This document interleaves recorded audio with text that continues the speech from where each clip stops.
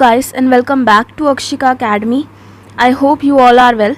आज हमने नया चैप्टर स्टार्ट करना है, वो है लीनियर इक्वेशन इन टू वेरिएबल्स। अब ये चैप्टर आपकी एनसीईआरटी का 4th चैप्टर है, जैसे कि आप स्क्रीन पे देख ही रहे होंगे।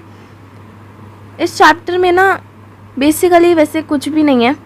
इस चैप्टर के नाम का मीनिंग क्या है? सबसे पहले तो लीनियर इक्वेशंस इन टू वेरिएबल। लीनियर इक्वेशन आपने पॉलिनोमियल वाला चैप्टर जब मेरा देखा होगा, या फिर अब आप लोग 9th में हो, आपको ये पता भी होगा, स्कूल में अगर सुना है तो आप लोगों ने, या ट्यूशन्स में सुना है। लीनियर इक्वेशन आपकी वो इक्वेशन होती है जिसकी हाईएस्ट पावर यानी कि डिग्री 1 होती है, ठीक है। यानी कि ऐसे टाइप की equations x+1, y+100, x+7, x-7, मतलब वेरिएबल जो है ना उसमें उसकी पावर 1 ही होगी, 1 से बड़ी पावर नहीं हो सकती। अब आगे लिखा है इन टू वेरिएबल्स, यानी कि होगी वो लीनियर इक्वेशन बट वेरिएबल्स आपको 2 गिवन होंगे। कोई भी 2 वेरिएबल्स हो सकते हैं, प्रेफरेबली x एंड y ही होते हैं।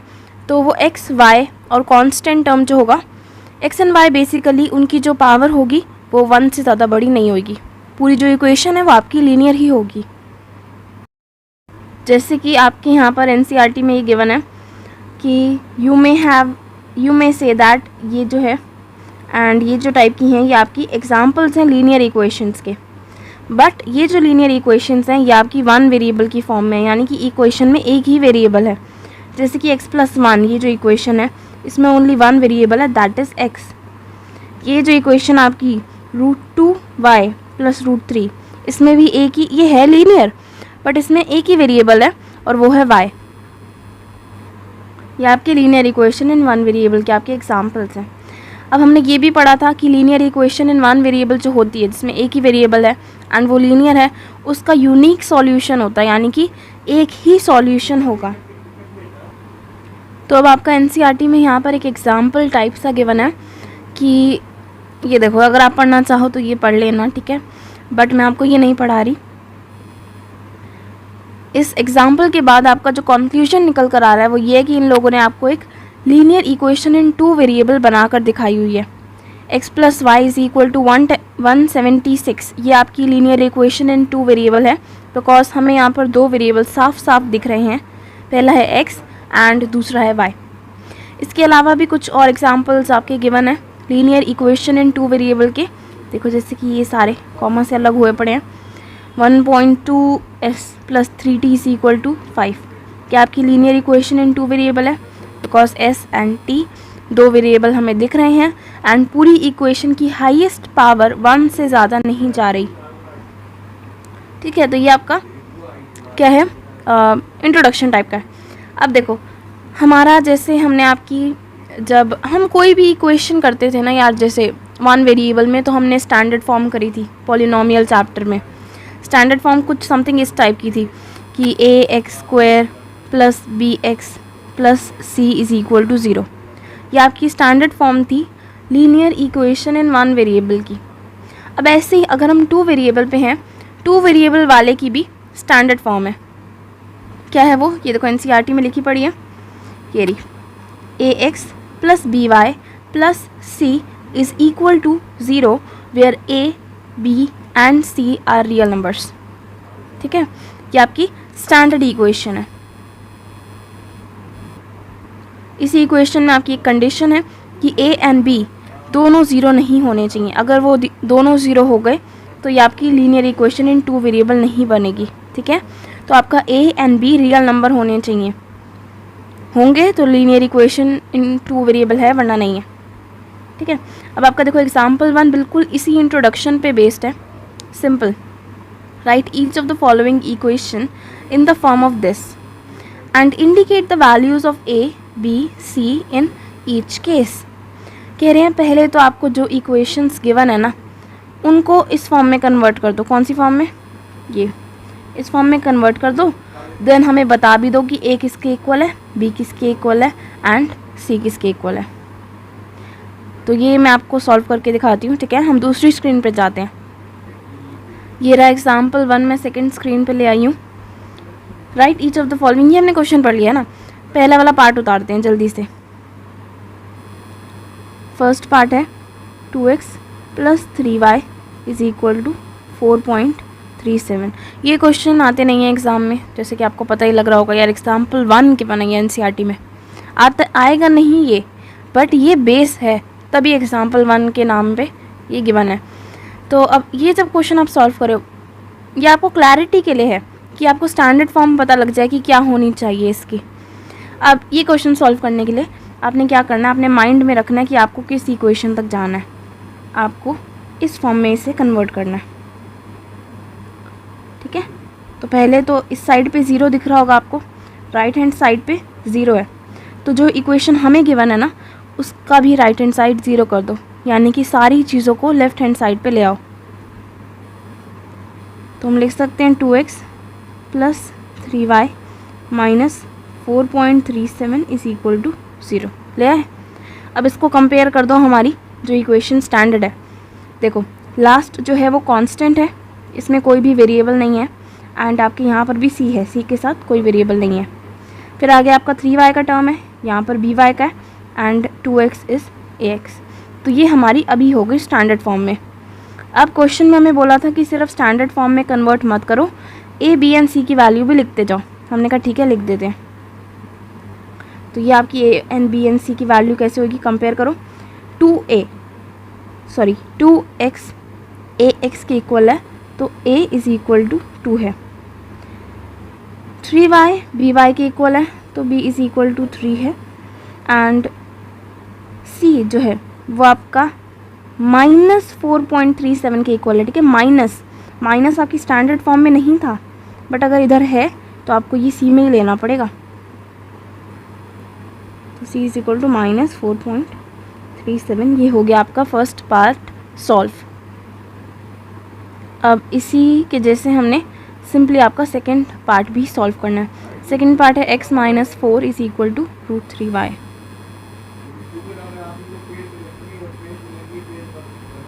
ये आपका है स्टैंडर्ड इक्वेशन, क्या थी हमारी, ax plus by plus c is equal to 0। अब हमें क्या करना है, सबसे पहला हमारा काम ये है कि हम सारी चीज़ों को लेफ़्ट हैंड साइड पे ले आएंगे। तो मैं कर दूंगी x माइनस 4 √3y पॉजिटिव में है, जब मैं लेफ़्ट हैंड साइड लाऊंगी वो नेगेटिव में हो जाएगा, तो ये आपका इज इक्वल टू 0 हो गया। अभी देखो ये अरेंज नहीं है, पहले x का टर्म आ रहा है, देन कांस्टेंट टर्म आ रहा है, एंड देन y का आ रहा है, बट स्टैंडर्ड में मुझे था कि x y and then constant होना चाहिए, तो उसी में करेंगे। x माइनस 3y मैंने पहले लिख दिया, माइनस 4 मैं बाद में लिख रही हूँ, इज इक्वल टू 0। अब ये हो चुकी है हमारी स्टैंडर्ड फॉर्म में, तो बस हमने a, b एंड c की वैल्यू लिखनी है। तो देखो a की वैल्यू आपकी क्या है, x के आगे बिकॉज कुछ नहीं लगा हुआ, तो a की वैल्यू 1 होगी, b की वैल्यू होगी आपकी -√3। -√3 क्यों, दोबारा बता रही हूँ, फॉर्मूले में जो आपका ये स्टैंडर्ड फार्मूला है उसमें y वाला टर्म पॉजिटिव है, ठीक है, बट यहाँ पर हमें नेगेटिव है, तो ये b को लेना पड़ेगा अपने साथ, एंड c सिमिलरली आपका -4 होगा। ये आपका पार्ट 2 सॉल्व हमने स्टैंडर्ड फॉर्म में भी कर दिया, and a, b and c की वैल्यू भी लिख दी। थर्ड वाला देखो 4 is equal to 5x minus 3y।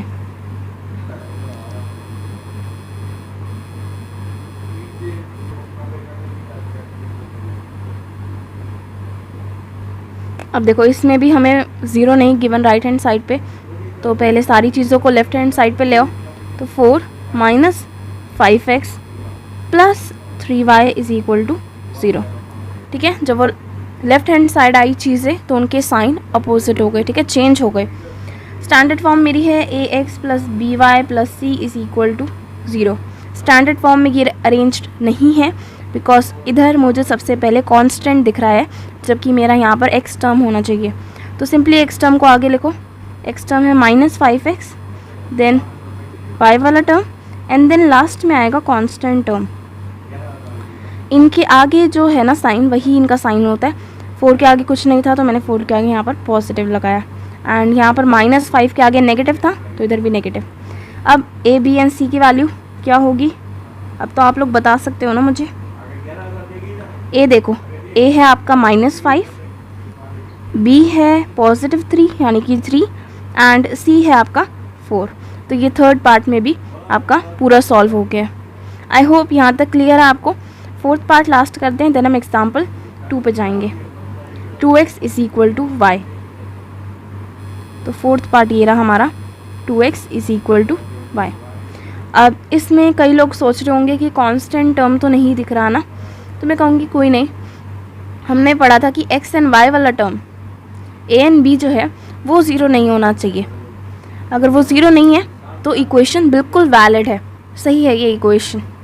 बस हम क्या करेंगे, c नहीं गिवन हमें तो c की जगह ज़ीरो कर देंगे। देखो हमारी स्टैंडर्ड फॉर्म ये होनी चाहिए थी। पहले इसमें अरेंज करने के लिए सारी चीज़ों को लेफ़्ट हैंड साइड पे ले जाओ, तो यहाँ पर राइट हैंड साइड पे ज़ीरो बच जाएगा। अब देखो अगर मैं ऐसे लिखती 2 minus y plus zero is equal to zero, फ़र्क पड़ता क्या ज़ीरो के ऐड होने से? नहीं ना, तो इसीलिए यहाँ पर आपका c है, c की वैल्यू ज़ीरो है।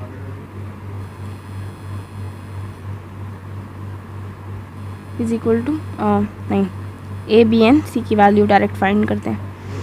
अगर मैं कंपेयर करूँ 2x को ax के साथ, तो मेरा a की वैल्यू है 2, b की वैल्यू है मेरी -1, नॉट -y, इट्स -1।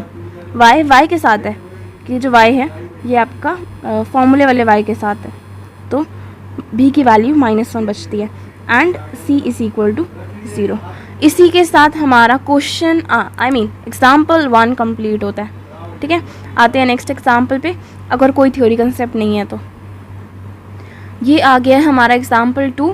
कह रहे हैं write each of the following as an equation in 2 variable. हमने इन सारी इक्वेशंस को राइट कर देना in the form of 2 variable. हमें चॉइस नहीं दी गई है, हमसे पूछा नहीं गया है कि है या नहीं है, हमें बोला गया है इन्हें बनाओ 2 वेरिएबल में। तो देखो फर्स्ट आपको क्या गिवन है, फर्स्ट आपको गिवन है x इज इक्वल टू -5। हमें इसे कन्वर्ट करना है या फिर लिख के दिखाना है इन 2 वेरिएबल वाली फॉर्म। तो क्या करोगे आप, simply x is equal to -5 है ना, तो देखो अगर मैं ये x plus 5 is equal to 0 हो सकता है ना, ज़रूरी थोड़ा x की वैल्यू -5 है एक्चुअली में, बट इक्वेशन फॉर्म करने के लिए मैं वहाँ पर 0 को करना है मैंने, तो मैं -5 को लेफ्ट हैंड साइड ले आई, तो मेरा x plus 5 is equal to 0 बच गया। अब देखो इसको मैं कैसे लिख सकती हूँ, ये 2 वेरिएबल में फॉर्म में तब बनेगा जब मेरा ये फॉर्म अचीव हो जाएगी। ये फॉर्म अगर मैंने अचीव कर ली तो मेरा ये 2 वेरिएबल की फॉर्म में बन जाएगा, है ना। तो मैं इसे कैसे लिख सकती हूँ, देखो मैं लिख सकती हूँ 1 इंटू एक्स, देखो 1x plus 0y plus 5 is equal to 0। ये मेरी बन गई 2 वेरिएबल की फॉर्म में, लीनियर इक्वेशन इन 2 वेरिएबल। क्योंकि x का कोई कोफिशिएंट नहीं था तो 1 होगा ना, वो ज़रूरी बात है, तभी तो x हमें दिख रहा है।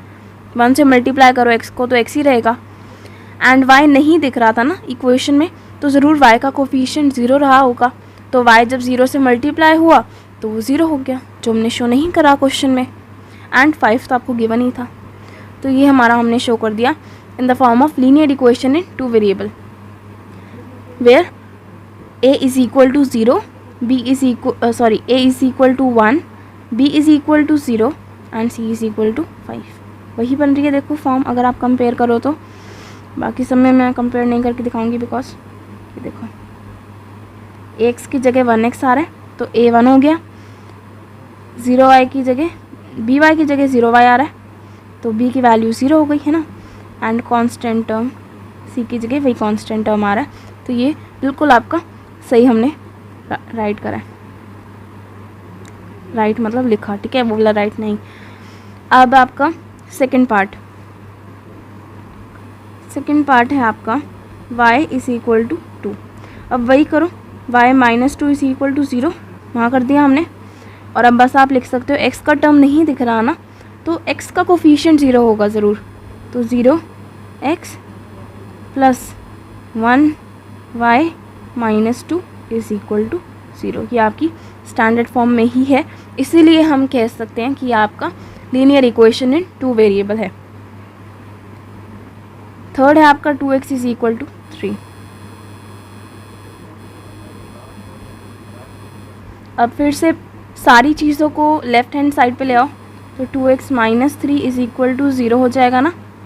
अब देखो इस वाले में आपको y का टर्म नहीं गिवन, तो ज़रूर y का कोफिशिएंट 0 होगा।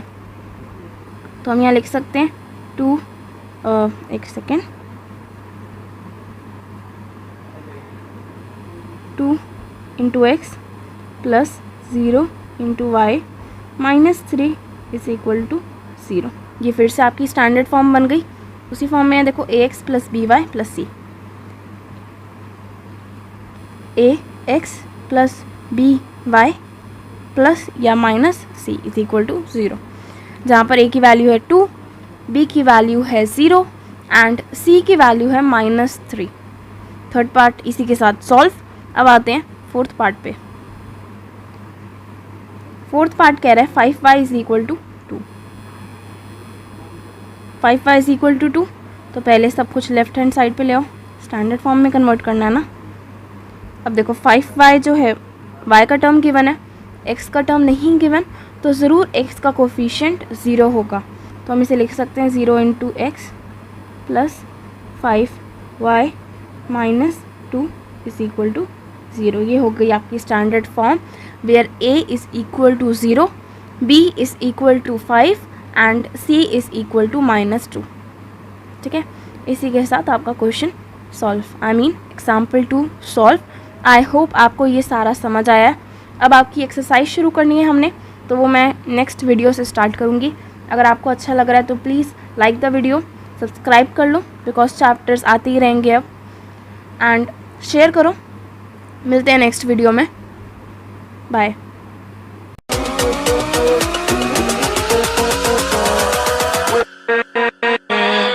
with